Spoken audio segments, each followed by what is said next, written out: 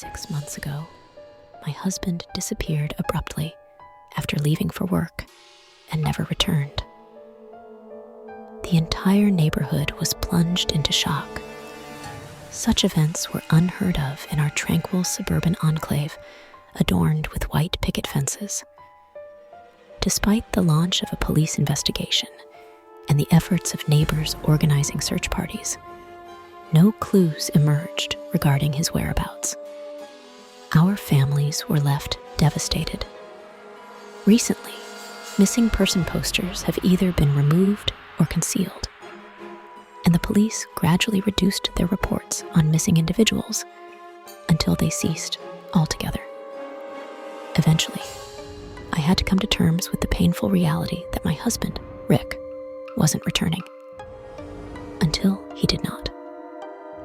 A week ago, while I was watering the petunias in the backyard, I heard the garden gate creak open. Turning in that direction, there he was, identical to the day he disappeared. Blonde hair swaying in the wind, bright blue eyes, and the familiar curve of pink lips. It was a shocking sight. While our families mourned him, he stood in our garden as if he had just stepped out for a routine errand. When I inquired about his whereabouts, he claimed to have no memory of the last 6 months. Our family and friends are overjoyed, unable to believe the miraculous return. However, I remain skeptical. I understand how implausible it all sounds, and my family would never believe me.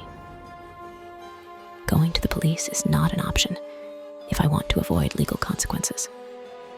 Yet, an instinctual certainty tells me that the man sleeping next to me is not my husband.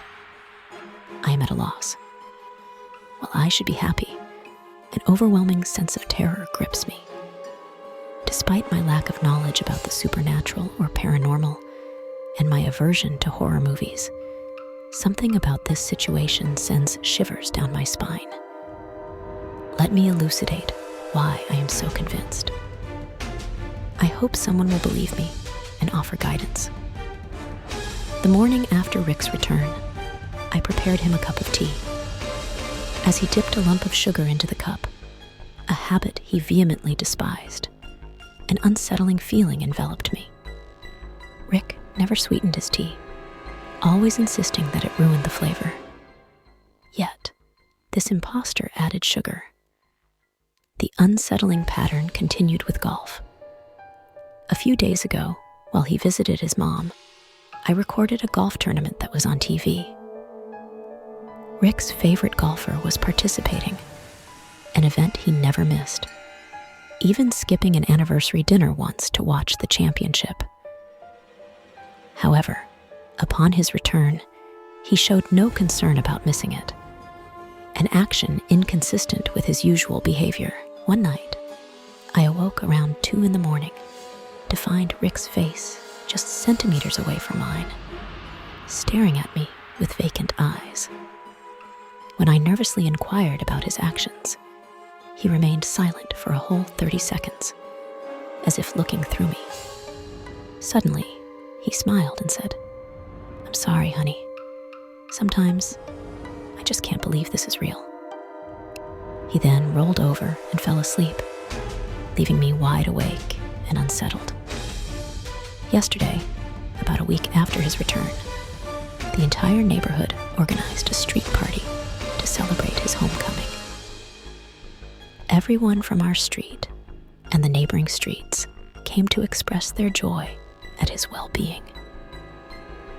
When not standing with his arm around my waist, he engaged warmly with neighbors and even played with kids, including Jackson, Sally's toddler.